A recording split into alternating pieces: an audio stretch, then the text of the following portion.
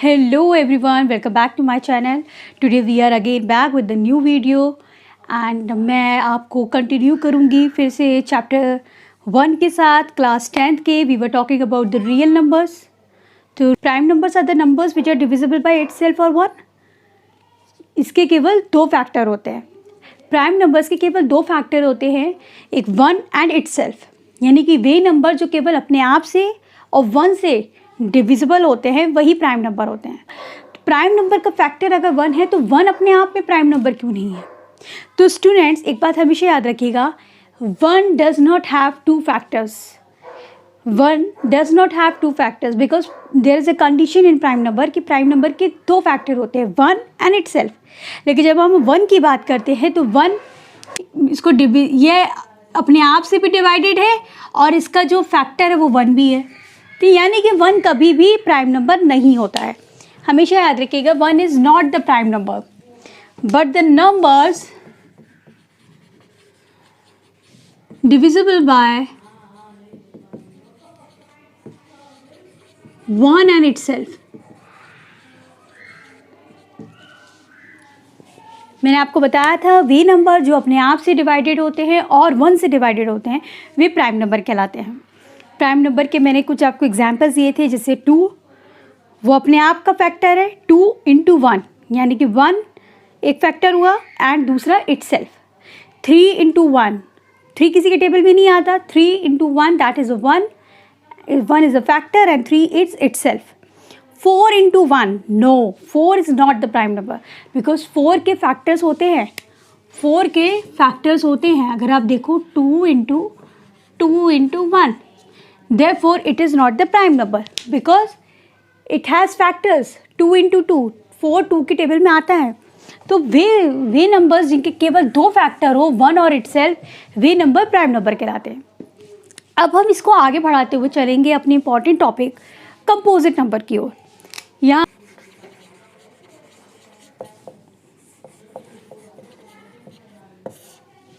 तो स्टूडेंट जब हम कंपोजिट नंबर की बात करेंगे, वे सारे नंबर जो प्राइम नंबर नहीं होते वही कंपोजिट नंबर होते हैं. और वो कैसे होते हैं?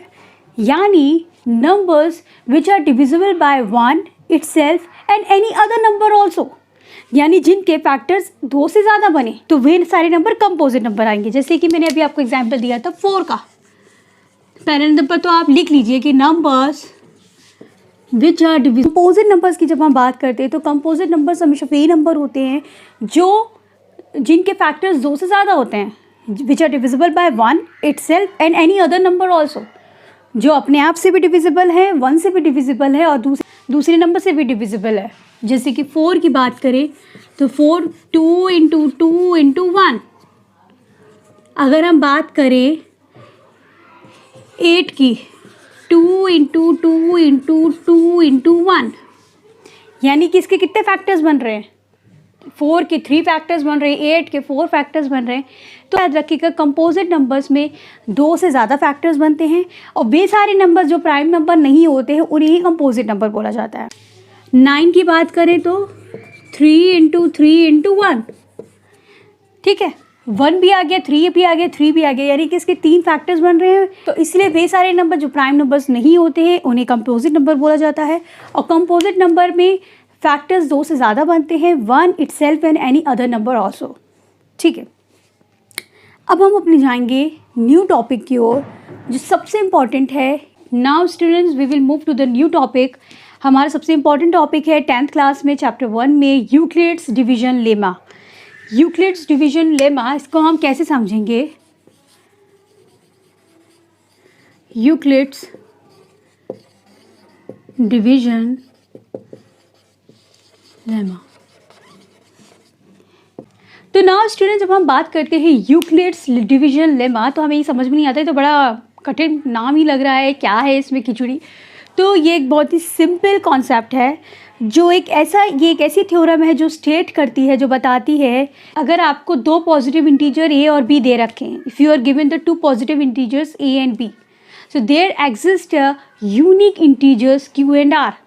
अगर आपको 2 पॉजिटिव इंटीजर्स a और b दे रखे हैं तो उसके लिए आपको 2 unique integer q and r दे रखे होते हैं एक कंडीशन के थ्रू. पता है क्या, ए और बी क्या है, यहाँ इंटीजर्स है, क्यू एंड आर क्या है, यूनिक इंटीजर्स हैं। अब वो कैसे एक दूसरे से कनेक्टेड हैं वो मैं आपको बताती हूँ। जैसे आप लोगों ने पढ़ा भी होगा अपनी प्रीवियस क्लासेस में, और आप लोग बहुत अच्छे से जानते होंगे कि जब भी हम किसी भी नंबर को डिवाइड करते हैं, जैसे कि आप सपोज़ करिए आप डिवाइड करते हो 7 को 2 से, 2 3 6, 7 में से 6 गए 1। यहाँ आपका 2 जो है इसको आप क्या बोलते हो, इसे आप बोलते हो डिवाइज़र। 7 आपका क्या है, डिविडेंड, डिविडेंड है। 3 आपका क्या है, कोशिएंट।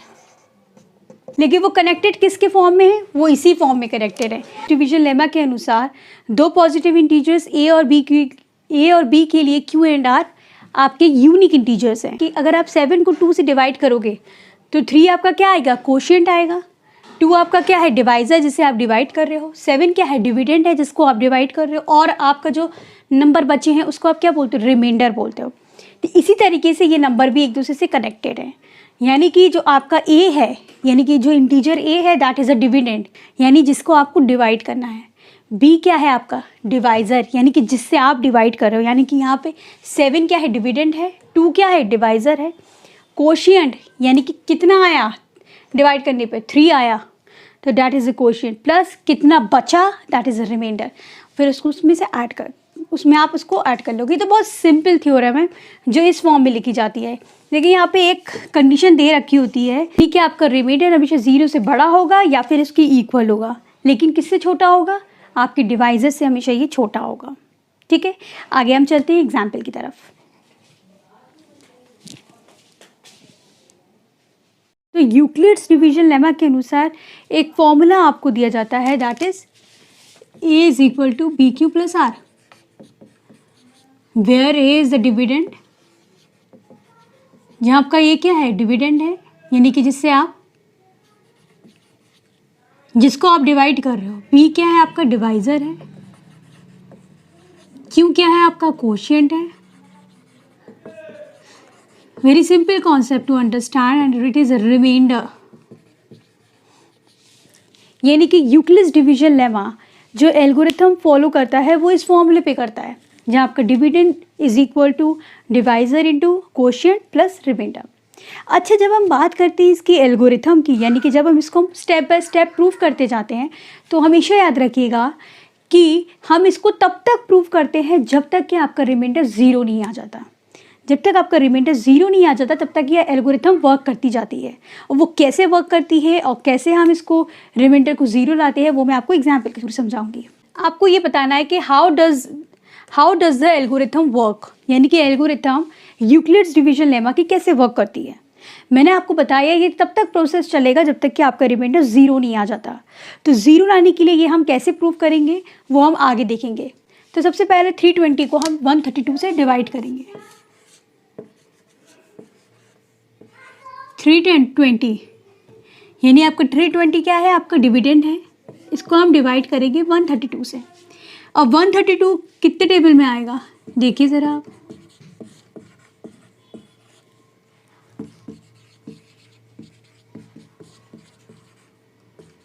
यानी कि जब आपने 132 को 2 से मल्टीप्लाई किया तो 264 आ रहा है, जो कि 320 से छोटा है।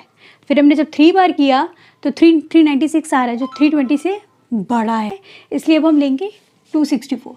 जब इसको 2 बाई डिवाइड किया तो आया 264। 10 में से 4 गए 6, इधर बचा 1, यानी कि 11 में से 6 गए 5। नाउ जब आपने इसको पहली बार जब आपने सॉल्व किया तो आपने क्या देखा कि 320 यानी कि that is a dividend. Dividend मतलब जिसको आपको डिवाइड करना है। किससे डिवाइड करना है, 132 से, यानी कि that is a divisor. Into आपका कोशिएंट कितना आया, कितनी बार डिवाइड गया है, 2 बार। और रिमाइंडर आपका कितना आया है, 56, दैट इज़ 5। यही फॉर्मूला आप यूज़ करोगे, A is equal to B Q plus R, जहाँ dividend is equal to divisor into quotient plus remainder. तो you have already put the values, you have put the values of dividend, put the values of divisor into quotient plus remainder. Now मैंने आपको बताया ये तब तक चलेगा जब तक कि आपका रिमाइंडर यानी कि आर की जो वैल्यू है वो 0 नहीं आ जाती। अब आप देखिए जब यहाँ 56 आया है तो आप इसको फिर से डिवाइड करोगे हेयर, बट 0 नहीं आया है तो अभी आप इसको और प्रूव करोगे। फिर आप 20 जाओगे, फिर 20 को किससे करोगे 56 से, कितनी बार जाएगा 2 बार, 46, 5 में से 4 गए 1, यानी अब आपका डिविडेंड क्या बन जाएगा, नाउ आपका डिविडेंड होगा 56, क्वोशिएंट होगा आपका 2 और आपका रिमाइंडर कितना बचा है 16। बड़े ध्यान से समझिएगा, अभी आपका ये तब तक प्रोसेस चलता रहेगा जब तक आपका रिमाइंडर 0 नहीं आ जाता, यानी आप फिर डिवाइड करोगे। 16 आपका डिवाइज़र हो गया, 16 आपका डिवाइज़र है, 20 आपका डिविडेंड है, क्वोशिएंट आपका 1 है और आपका 4 क्या है रिमाइंडर है, यानी कि रिमाइंडर अभी तक 0 नहीं आया है। तो आप अभी क्या करोगे, 20 is the dividend, 16 into 1 plus 4, फिर आप इसको दोबारा करोगे, यानी आप इसको फिर डिवाइड करोगे किससे 16 से। अब आप ऐसा मल्टीप्लाई करो कि 16 तक जाए, यहाँ आपका रिमाइंडर क्या आ गया, फाइनली आपका रिमाइंडर 0 आ जाता है, यानी नाउ आपका डिविडेंड क्या होगा 16, that is equal to 4 into 4 plus 0। Now finally your remainder has become 0। तो जब आपका रिमाइंडर 0 आ गया है तो ये हमने एल्गोरिथम कब तक चली है, ये तब तक चली है जब आपका रिमाइंडर 0 नहीं आ जाता। इसलिए 0 लाने के लिए हमें सबसे पहले क्या करना होगा, हमें इसी फॉर्मूले से आगे बढ़ते जाना होगा। सबसे पहले आपने 320 जो आपका डिविडेंड था उसको आपने डिवाइड किया 132 से, 2 बार गया, आपके रिमाइंडर आया 56, 0 तो आया नहीं, तो फिर आपने डिवाइड किया, फिर आपका 132 यानी कि जो यहाँ पे डिवाइज़र था वही आपका डिविडेंड बन गया, फिर आपने इसको डिवाइड किया 2 बार, तब आया 20, फिर ये 56 आपका डिविडेंड बन गया, फिर आपने 20 से जब डिवाइड किया तो ऐसे ऐसे बढ़ता गया और आपका रिमाइंडर 0 आ गया। फाइनली जब आपका 0 आ जाता है तो यहाँ पे एक बहुत इंपॉर्टेंट चीज़ है जो हमेशा आप समझिएगा, बड़ा ध्यान से समझिएगा। यहाँ जब आपका रिमाइंडर 0 आ जाए तो हमेशा याद रखिएगा, यहाँ पे तो वैसे आपका डिवाइज़र और क्वोशिएंट दोनों ही 4 आए हैं, यानी कि डिवाइज़र और क्वोशिएंट दोनों ही, यानी कि 4 4 16 है, दोनों ही 4 है। लेकिन जो डिवाइज़र होता है वो कोई भी क्वेश्चन हो, कुछ भी आए, डिवाइज़र जो होता है हमेशा याद रखिएगा वो हमेशा HCF होता है। यानी अगर आपको बोल दिया जाए कि आपको HCF निकालना है किसी भी यूक्लिड्स डिवीजन लेमा के अकॉर्डिंग, आपको HCF निकालना है किसी भी नंबर का, तो आप HCF कैसे निकालोगे, जो आखिरी नंबर पे रिमाइंडर 0 आने पर जो डिवाइज़र बचेगा वही इसका HCF होगा। तो स्टूडेंट्स अब हम चलेंगे अपनी न्यू थ्योरम पर।